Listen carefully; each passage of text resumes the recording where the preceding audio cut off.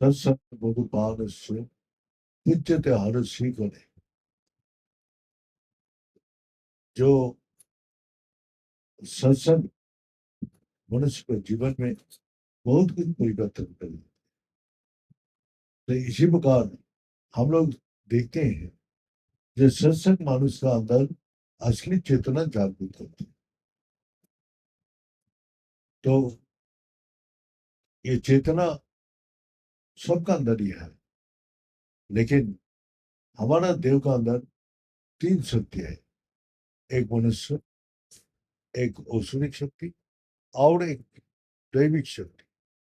ये तीनों शक्ति हमारा हमेशा हमारा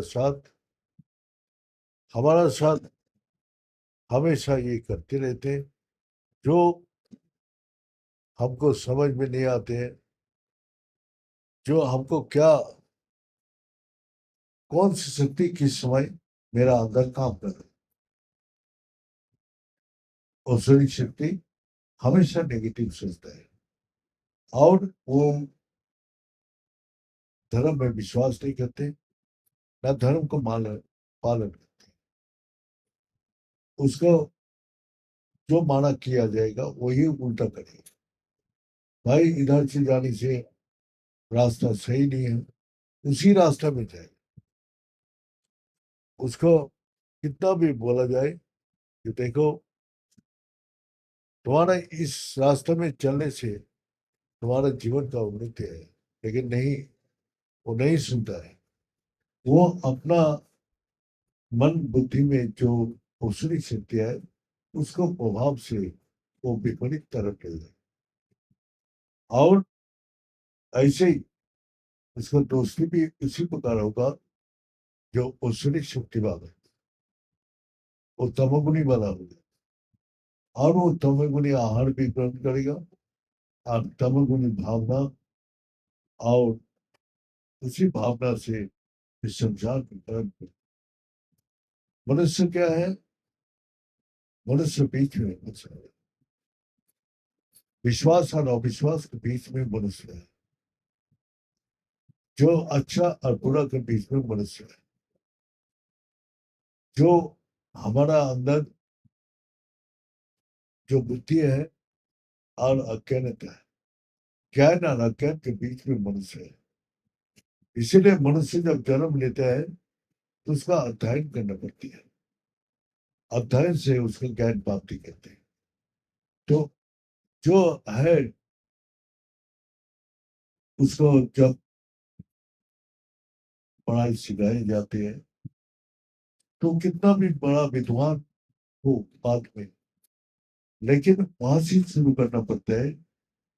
हम लोग का और ABCD यही सब शुरू करते हैं। अगर वो शुरू में अगर बोलेगा अरे इसको सीख क्या हम बड़ा बड़ा डिग्री प्राप्ति कर लेंगे, ये तर्क और वितर्क वो करते हैं जो तमोगुणी और रजो। जो शिक्षक उसको देते हैं वो बोलते हैं भाई तुम इसी को रटते रहो, रटते रटते ये अक्षर ज्ञान जब हो जाएगा, इसको साथ जोड़ जोड़ के तुम सारी किताब को पढ़ लेंगे।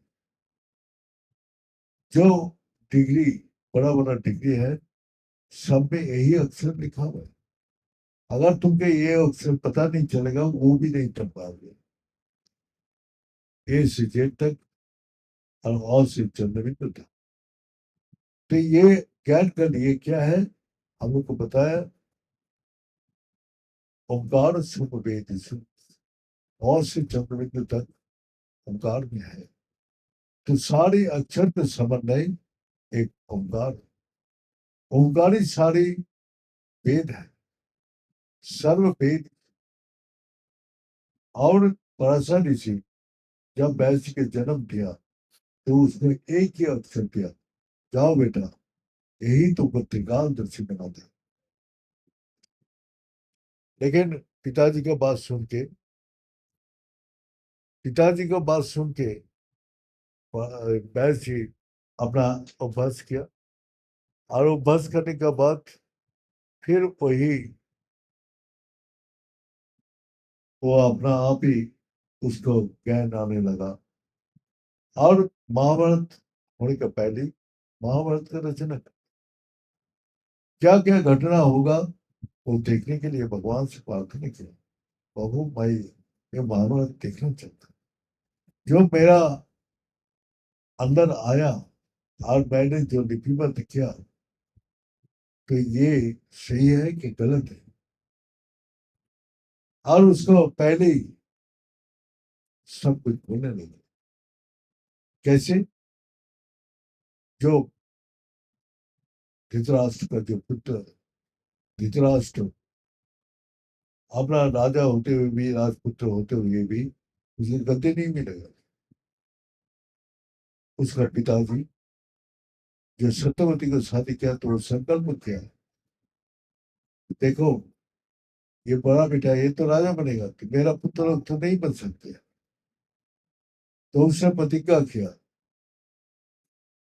वो चाहता था वैसी जो हम आजीवन शादी नहीं करूंगा और हस्तिना का विरुद्ध में कभी अस्त्र उठाऊंगा नहीं।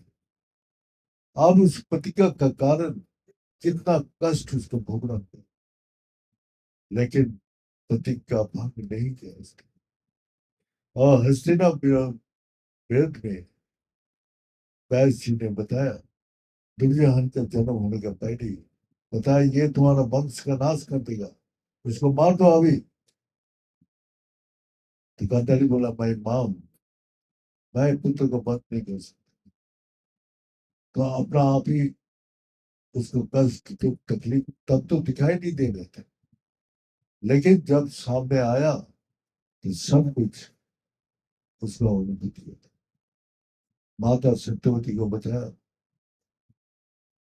जो आगे का दिन ऐसा आएगा तुम ये रात देख नहीं सकते, इतना भयंकर माने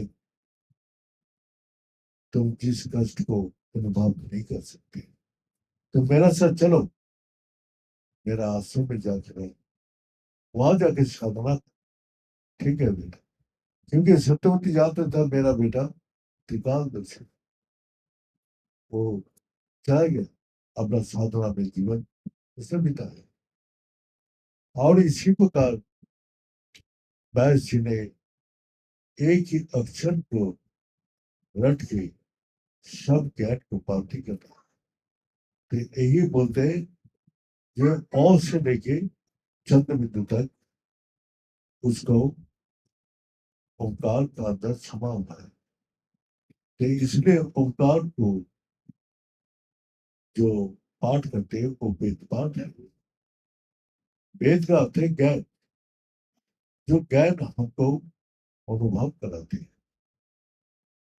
तो इसी प्रकार व्यास जी ने एक ही अक्षर को अपना अनुसरण करके त्रिकालदर्शी और सारी कहता हूँ। तो हम लोग भी इसी प्रकार भगवान का यही अक्षर को हमने देखते हैं कि इसमें सारे ब्रह्मांड समा हुआ है। तो ये ब्रह्मांडों में एक ही अक्षर है, वही ओम।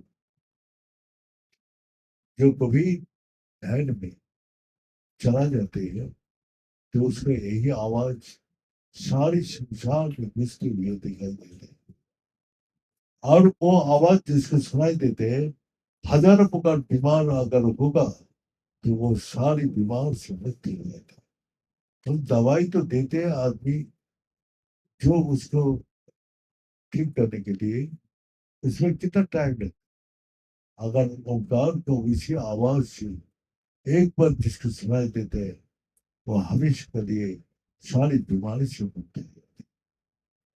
तो वही अनुभव कर रहे, इस विज्ञान भी अभी वही चीज को मान रहे हैं। जो ओंकार से जो एनर्जी डेवलप हो रहा है बॉडी में और किसी से नहीं होता है। तो ओंकार तो ध्यान, ओंकार क्या चीज है? ओंकार अवाच्य है। ओंकार अवाच्य होने का कारण हमारा कैसे ओंकार को अनुसरण किया जाए, वो तो मन से, बुद्धि से व इंद्रिय से नहीं होगा। इसलिए ओंकार को चाहिए कैसी अवच्य परमो संग्रसम वेद से वेद भी। इस अवच्य परम को कैसे किया जाता है, वही शास्त्र में वर्णन है। परिषद में क्या बोल रहे हैं, वही शब्द को बोल रहे, जो तैल धार विवाद चिन्ह दीर्घ घंटा न्यानुवत अवाच्य परमो संग्रसम वेद से वेद वेद। वही अवाच्य परम है, जो वही शब्द को हमेशा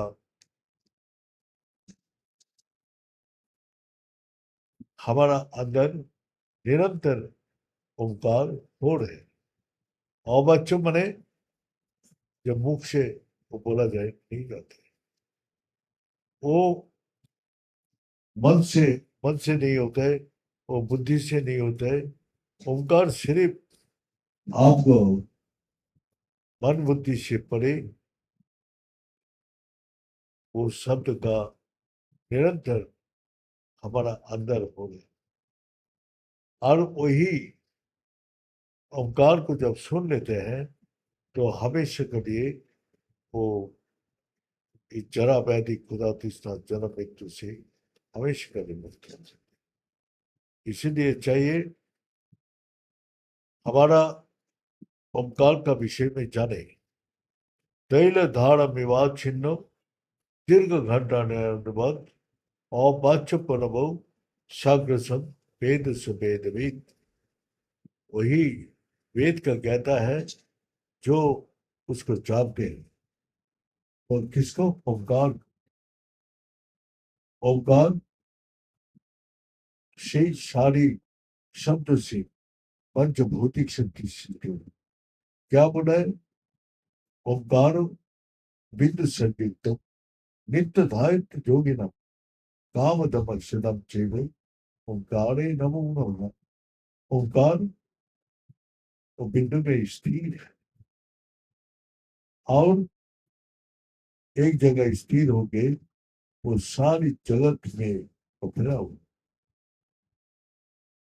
तो हम लोग का गुरु जी समझाया था, जो ओंकार एक बिंदु में स्थिर कर,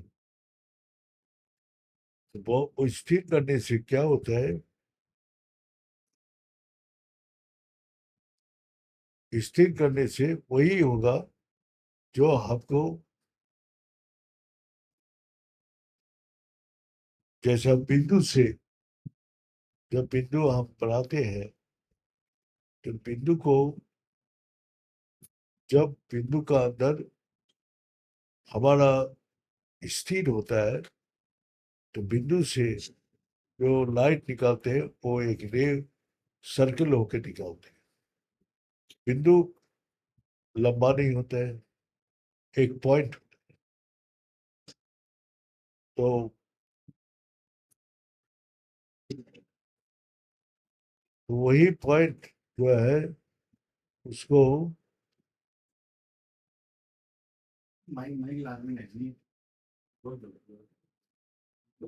वही वही बिंदु जो है सप्तांग चतुष्पादम त्रिस्थानम पंचदैवतम, वो सिर्फ एक हार्ट बीट का भी सिर्फ आवाज करे, वो आवाज फ्रीक्वेंसी निकाल के अनंत ब्रह्मांड में जा रहे हैं और उसका एक एक सर्कल बन रहे हैं। सप्तांग चतुष्पादम त्रिस्थानम पंचदैवतम। पंचदेव ने आकाश, अग्नि, वायु, जल, पृथ्वी सब में समा गया। तो एक बिंदु को हम सोचते हैं बिंदु में कितना शक्ति है। इस संसार में जब तक स्थिर नहीं होगा बिंदु में, तब तक कोई काम नहीं बनता है। तो वही हम लोग का शास्त्र में जो व्याख्यान कर रहे हैं, यही है। ये तैल धार विवाद छिन्न, तेल का धारा जैसा टूटते नहीं, ऐसे ही घंटा का आवाज टूटते नहीं, वो घंटा का आवाज निकाल जाती है, सबको भेद करके। सप्तांग चतुष्पादम त्रिस्थानम पंचदैवतम, ये ये आवाज, ये धारा हमारा जागृत अवस्था में भी है, स्वप्नावस्था में है, सुषुप्ति अवस्था में है, तुर्यात अवस्था में, अतीत वर्तमान भविष्य, तीनों काल में है। और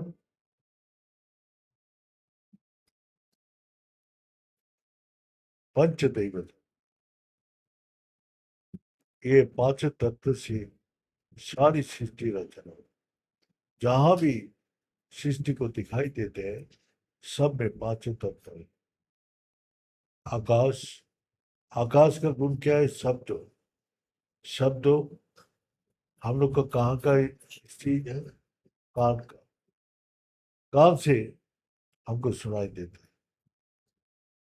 शब्द। सारी शब्द का कोश हमारा नाम है, ये कान है। तो इसी में जाके हमारा मेमोरी में सब रह जाते हैं।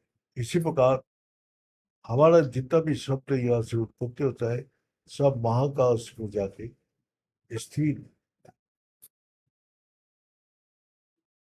सप्तांग क्या है?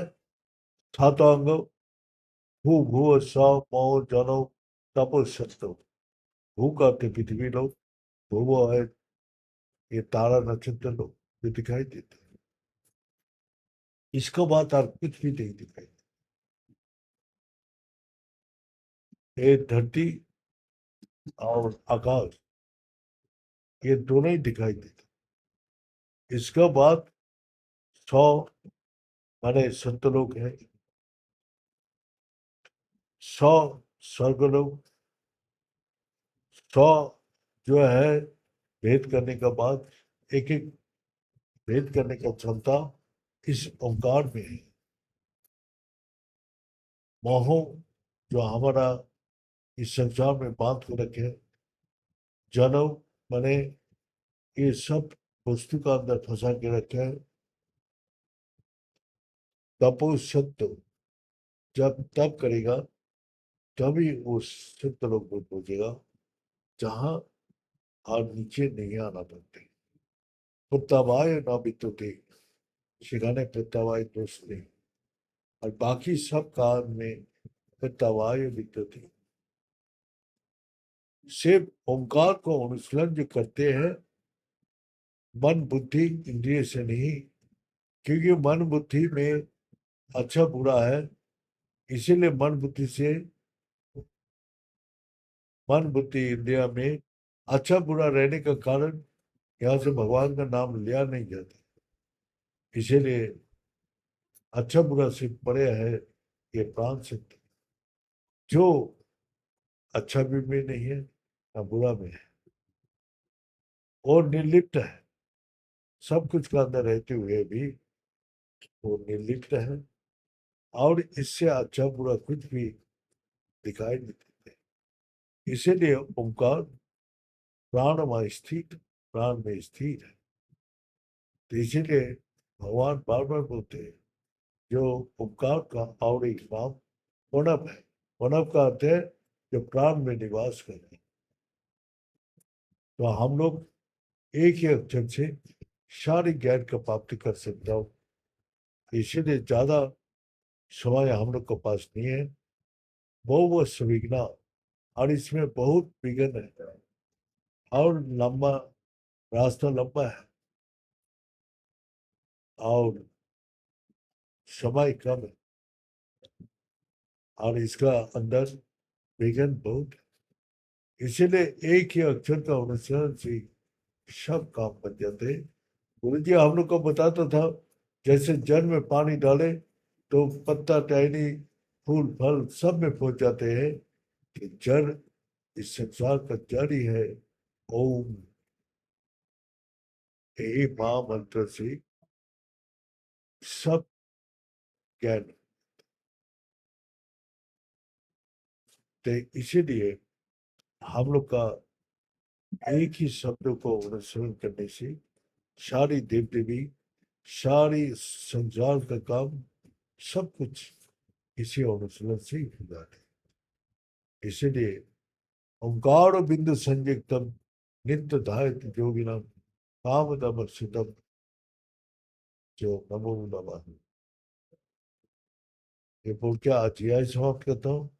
ओम पूर्णमद पूर्णमेद पूर्णात्